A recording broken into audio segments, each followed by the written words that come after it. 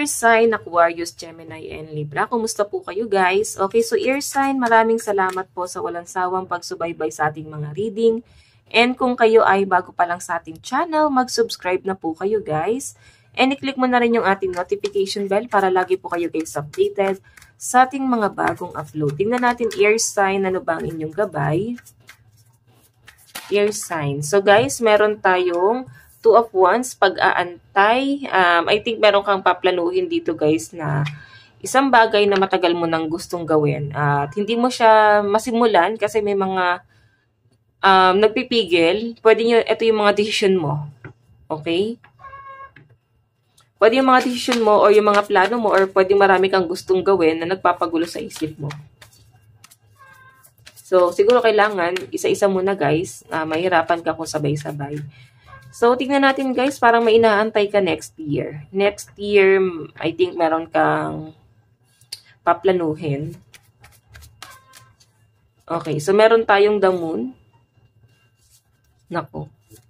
Meron kang inaalam dito na katotohanan. So, guys, ingat ka daw. Mukhang meron kang stalker, ear sign. Hindi mo na mamalayan yung galaw nitong taong to, guys. Ayun, no, Knight of Cups. Hindi naman guys masama yun nakikita ko. Inisto ka lang ng taong to guys kasi interesado talaga siya sa'yo. Mahal ka talaga ng taong to. Siguro binlock mo na siya. Binlock ka na niya or nagblockan kayong dalawa. Kumaga, dinistansya mo na yung sarili mo sa taong to guys. Pero sa nakikita ko guys, gusto pa rin niya mag-offer ng Cup of Love. Yun, the Emperor. Alam mo, medyo mag-ingat ka kasi pwede maging stalker mo yan. Naalamin niya yung takbo ng buhay mo ngayon, family mo, medyo curious eh. Meron ako nakita guys na gusto niyang alamin lahat sa'yo. Okay, medyo nakakatakot yung energy, no? Nakakatakot kasi guys pag may stalker, no? Lalo pag may isang taong na-obsessed talaga sa'yo. So, hayan. Ingat ka na lang yung pagpapost mo sa social media, maaaring may nakatingin. So, private life ka muna guys. Maging palaisipan ka na lang muna sa kanila para hindi ka diba, hindi ka ma-issue or wala silang makitang butas sa'yo. Tignan natin guys, ano ba tong Two of Wands? Ano po itong Two of Wands?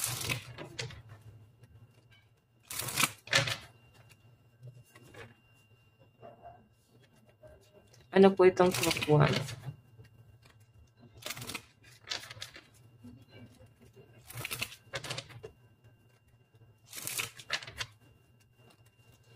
Two of Wands.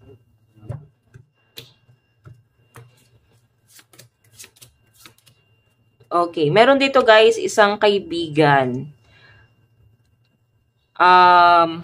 Binablock mo or nililimitahan mo yung pakikipag-usap sa taong to guys. Oo.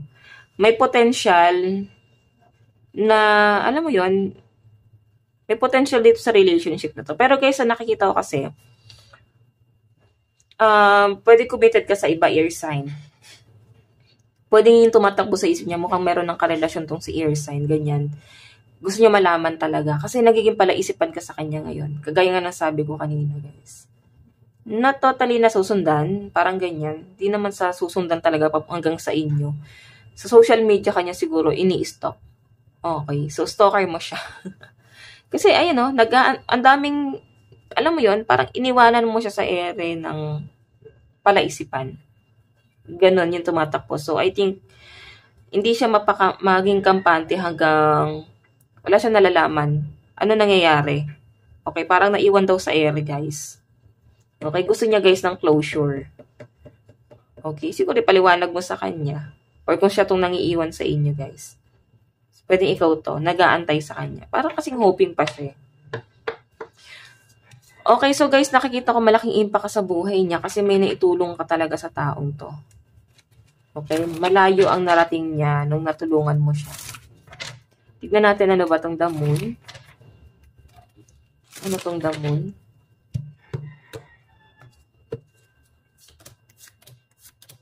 Marami siya guys kasi sinungalingan tinago sa inyo. Okay, mas maganda pa rin talaga guys na maging private ka, i-secure mo yung account mo, Facebook mo.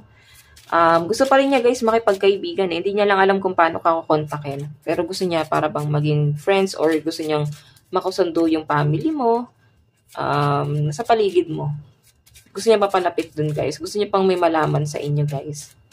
Okay. Medyo nakakatakot lang yung energy. So, mag-ingat na lang kayo, guys. Stalker to, guys, eh. Knight of Cups. Tignan natin. Ano ba tong Knight of Cups? Okay, may nakikita ako dito, guys. Celebration. Pwede iba sa inyo. Para bang nag-expect ka na rin ng anak. Pero nag-worry ka na kung magkakaanak pa ba ako, ganyan. Or pwedeng ikaw ay pupuntahang binyagan or pwedeng ganyan. Or pwedeng meron kang kaibigan na nanganak. Or pwede sa family kasi may celebration, guys. So, pero kung ikaw to, I think medyo conflict ka pagdating sa pagbubuntis, no? Pero possible naman, magpa-check up na lang, guys, no? Para maano ka. Pero kung ikaw naman ay lalaki, pwedeng nag-expect ka talaga dito sa person mo na magkaroon talaga kayo ng ng anak. Okay? So, hayan, pwede ikaw ay may pupuntahan na celebration sa mga susunod pa na mga araw. Hindi, guys, matatapos ng buwan na to. Pwedeng binyagan to. Okay? Tingnan natin, guys, pagdating sa love life. Love life.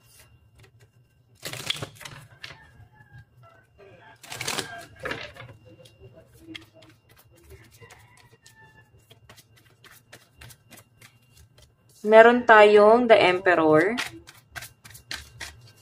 Meron tayong The Fool. And Knight of Pentacles. And Three of Pentacles. I think sa love life nyo, guys, go with the flow ka lang eh. Nakikita ko dito na maaaring may inaantay ka rin na merong i-offer talaga sa iyo itong taong to. Kumbaga, yes, pwedeng patawarin, pero pwedeng pagbigyan. Pero, siguro, alam mo yun, tinitignan mo siya kung ano yung kaya niyang gawin dito sa relationship na to. Ano yung gusto niyang i-offer. Ano yung may aambag niya sa buhay mo, guys. Kasi siya marami siyang plano eh. Pero nakita mo kasi yung mga plano niya, guys, para lang sa sarili niya. Para bang hindi ka niya sinasama.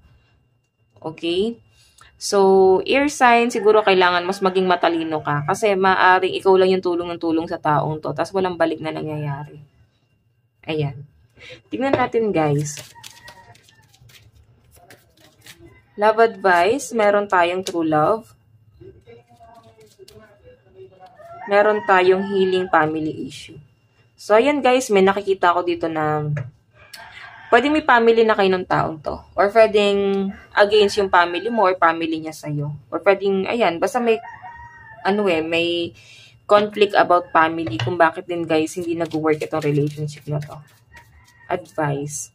Meron tayong release control. Mga bagay na hindi mo na kontrolado, guys, i-release mo na lang kasi pwede maging problema lang yan, air sign. Okay, tingnan pa natin. Meron po tayong echoes. So, guys, siguro walang masamang mag-voice out. Lalo na kung nakakasama sa inyo, guys. Okay, so guys, ang lucky number mo is 20 and 33. At walang naman po ang inyong reading. Hanggang sa muli, God bless and love you all. Thank you.